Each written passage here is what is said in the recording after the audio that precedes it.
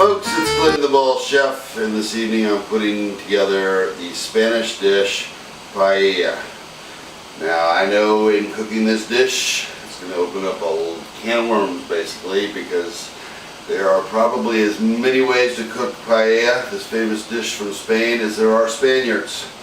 So knowing this up front, I know that people are going to probably complain that they wouldn't do it this way, or they'd do it this way, or they wouldn't do it that way. Well, this is a dish that I've used for years, and I think it's a very, very good rendition, my rendition of a true Spanish paella from the region of Valencia.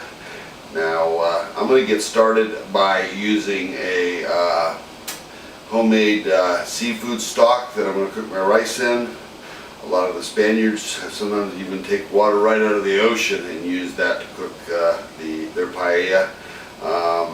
And you may complain that my actual pan that I use to cook paella is not large enough. It's the largest pan I've got, and this is a dish for 4 people. So a lot of times they'll cook up in Spain paella for groups of 10 or 15 people, and this is a reduced size recipe here. You could increase it for a larger party, but for just a regular home stove, this is going to be about as large of a pan as you can use. So let's get started, and I'm going to show you how to put this famous Spanish recipe together. Making my seafood stock, I take my clams, put them right into the water.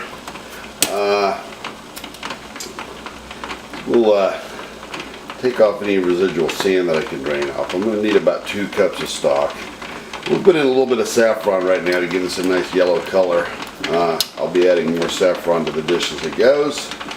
And I'm going to bring these clams up to a boil for a minute here.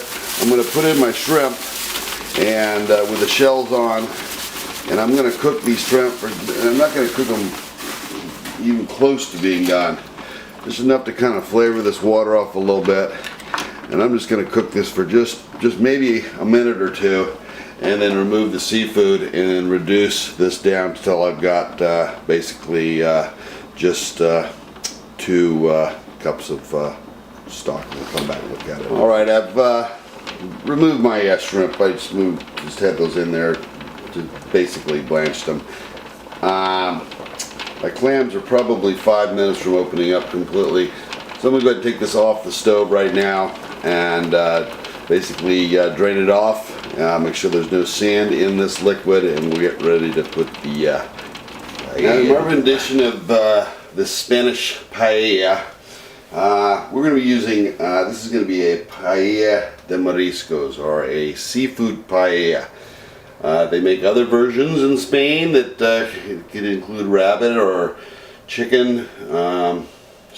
Snails sometimes can be used, but typically you don't mix seafood with chicken or something like that, or with duck, for example. If it's a paella de mariscos, we're going to be using just seafood in this rendition. And to start out with, we want to use a good quality extra virgin olive oil, probably about 1.5 ounces. This is something that you don't want to skimp on.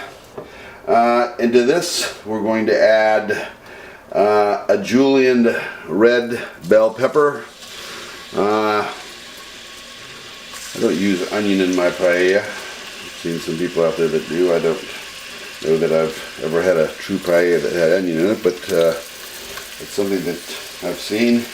But as far as the spice selection, I like to use some sweet paprika, about a tablespoon of that, teaspoon of some rosemary, and 2 tablespoons of finely minced garlic. Now we're just going to kind of infuse these spices with the olive oil.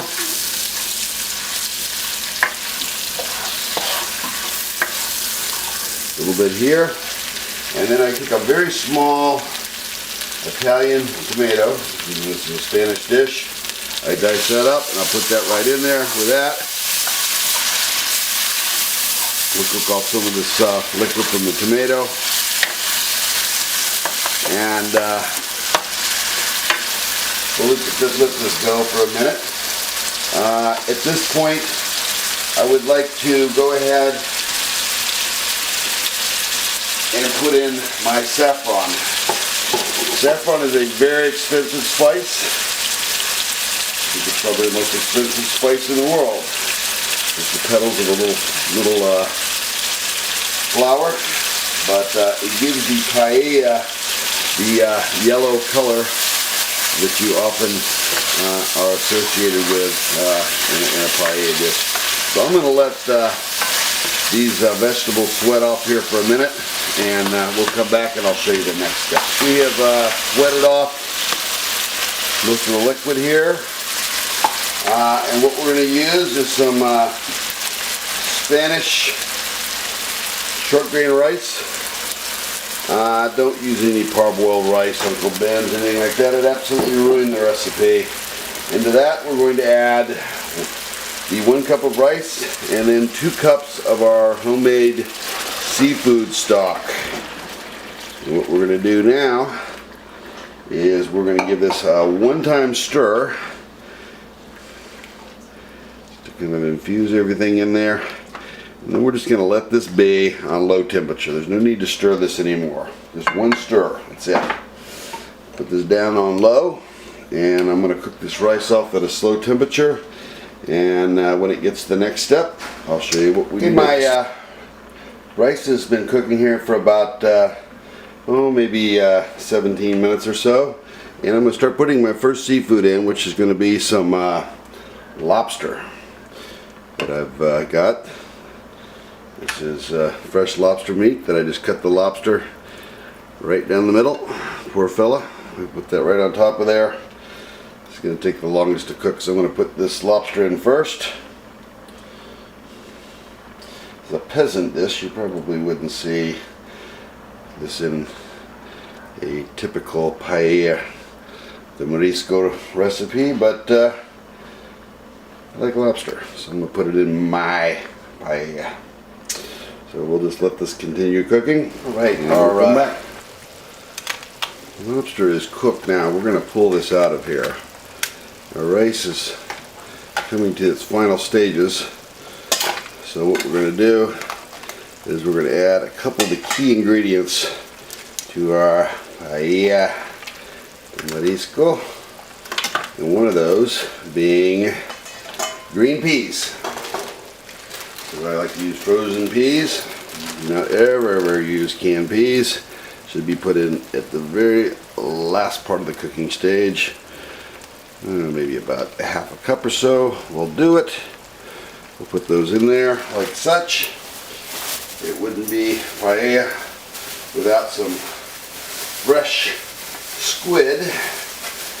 We'll throw in about a 1/4 pound of some cleaned squid into this, like such. We'll go ahead and return our clams, which were just about cooked when we made our seafood broth, but we'll still be able to get some flavor off of those. Go back in there like such. Kind of mess this up. And then, of course, we go back to our parboiled shrimp. Put a little bit of that in there, about 24 of our medium count cleaned and deveined deshelled shrimp that were just simply parboiled. They weren't completely cooked. Don't want to overcook your shrimp. And then the last step to this is to go ahead and throw our lobster back on top of this. Just kind of hold down the squid and let the rest of the cooking process take place. And we will be back here in about 5 minutes with a delicacy. Alright, all of our shellfish is now cooked. The rice should be nice. Maybe a little crusty on the bottom. That's the way paella is. The paella de mariscos. Now we're going to plate it up. Give this stuff a taste test. Alright, there it is. Our finished paella de mariscos. Straight out of Spain. Valencia, down by the Mediterranean. Oh my God, that looks so good. I'll tell you what, I'm sure there's a lot of people out there who wouldn't have done it this way. And I will invite you to put up a video response if you think you can outdo this dish, or you don't think it's original. Go right ahead.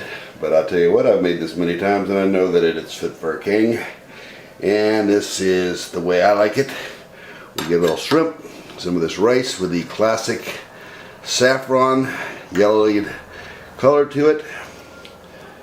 Put a little bite on the spoon here. Folks, bordering on spectacular. Give this one a try. If you like it, give me a like. If you don't like it, tell me why. Subscribe to my channel. I got all kinds of crazy stuff going on around here. And as always, thanks for watching and bon appetit.